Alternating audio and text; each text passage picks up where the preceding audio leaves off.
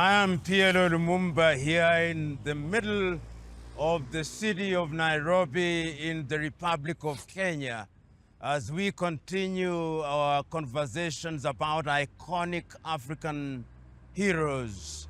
Today, we focus on a great Zambian, Kenneth David Kaunda. Kaunda is iconic, and he begins to enter the political arena of what today is known as Zambia in 1949, when he offers himself as an interpreter for a white man called Stewart. Subsequently, in the late 1940s and early 1950s, Kenneth Kaunda joins the African National Congress. At that time, what is present-day Zambia is known as Northern Rhodesia and is governed by the British in what was then an attempted confederation covering Northern Rhodesia, which is now Zambia, Southern Rhodesia, which is now Zimbabwe, and Nyasaland, which is now Malawi. Kaunda joins the ANC, but he is not convinced that the ANC is moving in the right direction. And it is important to distinguish that the ANC in Zambia is not the same ANC as in South Africa. Subsequently, in 1958 and 1959, Kaunda moves away from the ANC and founds the Zambia African National Party. And the Zambia ZAPU is a party that is designed to focus on the interests of Africans, and Kaunda begins to agitate. But it must be remembered that Kaunda was the quintessential Christian who wants everything to be done peacefully. But he engages in agitation, and for that reason, he is arrested. And when he is arrested and is released in January 1960, he comes out of prison and finds that a new party has been formed by a man called Moinza Chona, the United National Independence Party, UNIP. Kaunda joins the party. And when he joins the party, immediately he is recognized for what he is, a nationalist. A nationalist of a unique kind. And the British also recognized that he is one who ought to be given pride of place. And together with greats such as Simon Mwansa Kapwepwe, they begin the process of the struggle for independence from a different perspective. In 1962, Kenneth David Kaunda is invited to London for the beginning of the negotiations of the possible independence of Northern Rhodesia. And the British at that time want to create a federation. And this federation is a federation which, as I've already indicated, is going to put together Northern Rhodesia, is going to put South Rhodesia and Nyasaland. But Kaunda objects. And in this objection, he is supported by Kamuzu Banda of Nyasaland. He is also supported in this objection by Joshua Nkomo and Robert Mugabe. And in 1964, Zambia regains her independence, and the country is renamed Zambia. Many people wonder why Zambia.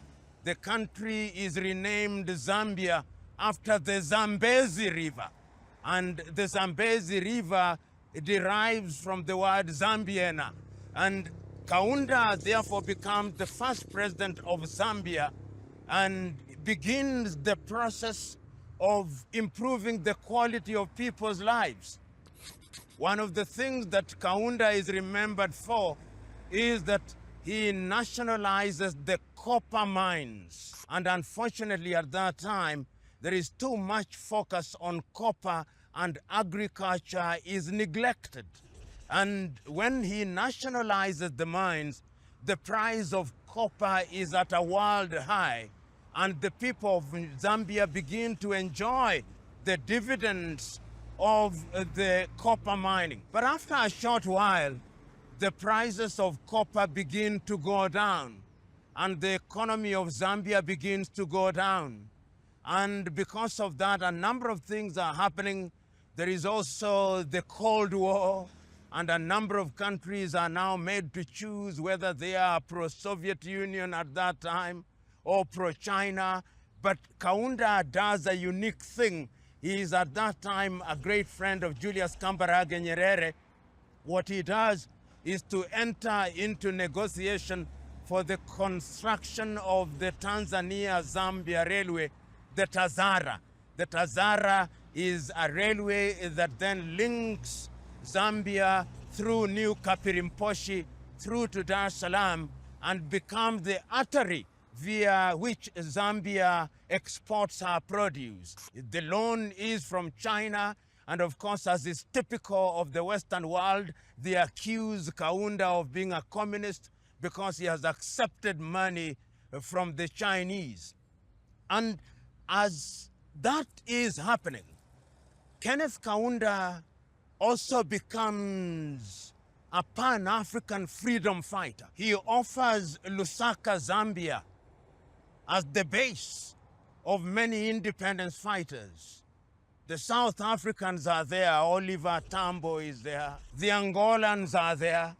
Lusaka therefore becomes, in the minds of many, the Mecca for freedom fighters. So much so that everybody who is seeking refuge and running away from southern Rhodesia is in Lusaka. The fighting that is being waged by ZANU, PF, and ZAPU is from Zambia. The fighting that is being waged against the apartheid regime is from Lusaka. And indeed, because of his activities, many times Lusaka is bombed by the Ian Smith regime in Rhodesia, and also bombed by the apartheid regime of John Vorster and Pik Botha. And because of his activities, he becomes a part of the frontline states. And those frontline states, together with Mwalimu Julius Kambarage Nyerere, of course, Kaunda is under siege. So much under siege internally that in 1972, he is seen as being authoritarian when he makes UNIP the only party in Zambia, and he coins the phrase, "One Zambia, one nation." And he also comes up with a political philosophy called humanism. And when he talks about humanism, it must be seen in the context at that time when great Pan-Africanists are coming up with different political ideologies. Nyerere in Tanzania has Ujamaa. Apollo Milton Obote in Uganda has the Common Man's Charter. Here in Kenya, we also have Dalliance with Session of Paper number 10 of 1965. And humanism is Kaunda's philosophy. And when he is asked, what is humanism? Humanism, he says, is the political philosophy where people respect themselves and respect God, and they do things that are in the interest of their country and in the interest of God. Kenneth Kaunda remains in power, and unfortunately, when the Berlin Wall collapses and there is agitation, and like Julius Nyerere, who retires in 1985, Kenneth Kaunda does not retire, and there is a coup attempt against him in 1990, and the agitation continues until 1991 elections. The movement for multi-party democracy of Frederick Chiluba removes him from power. And when he leaves office, his troubles begin. His troubles begin because, number one, the Chiluba administration says that Kaunda is not a Zambian. Kaunda is a Malawian. It is true that Kaunda's father was born in Nyasaland, present-day Malawi. It is true that the boundaries that were imposed by the European powers is what creates the distinction between Malawi and Zambia. In 1996, he is accused of having attempted a coup against Chiluba and is held in prison for 5 months and 7 days. And he says at that time, I will not shave my hair until Chiluba tells me why he put me in prison.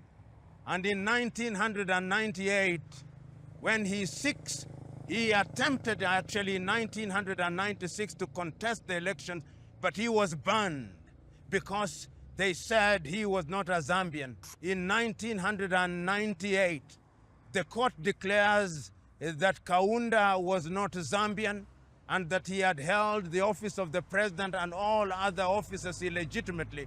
And in 1999, all those court decisions are reversed. And Kenneth Kaunda dies in the year 2021. Kenneth David Kaunda was a great man. He was a great man because, number one, he ensured that Zambia regained her independence. Number two, Kenneth Kaunda ensured that there was no ethnicity in the conduct of politics in Zambia. He was a Pan-Africanist because during his time, he ensured that the freedom fighters from South Africa, from Zimbabwe, from different parts of Africa like Angola and Namibia were present in Zambia. He made Zambia the Mecca of freedom fighting. He was a Pan-Africanist. He was one of the iconic leaders who repeated the mantra of the Osagie for Kwame Nkrumah that Africa must unite. He was an internationalist because he believed in humanity. He was a humanist because he believed that all human beings have the right to live in dignity. He was a great man. He was a selfless man. When Greg Mills writes his book, says of him that of only 3 African leaders, he can say that they were completely without corruption. And he says one was Ahmed Sékou Touré of Guinea, the other one was Julius Kambarage Nyerere of Tanzania, and the last one was Kenneth David Kaunda. Indeed, when he left office in 1990s, they tried to find out if he kept money anywhere in the world, and it was discovered that after 24 years in power, he had only $8,000 in his account. He was a paragon of virtue. He was the personification of selflessness. He was a man who was simple to the core. History will remember Kenneth David Kaunda as an icon. History will remember Kenneth David Kaunda as a Pan-Africanist. History will remember Kenneth David Kaunda as one of the greatest men who ever walked the surface of this earth. Kenneth David Kaunda, that great Zambian, is dead, but his spirit is alive today and forever.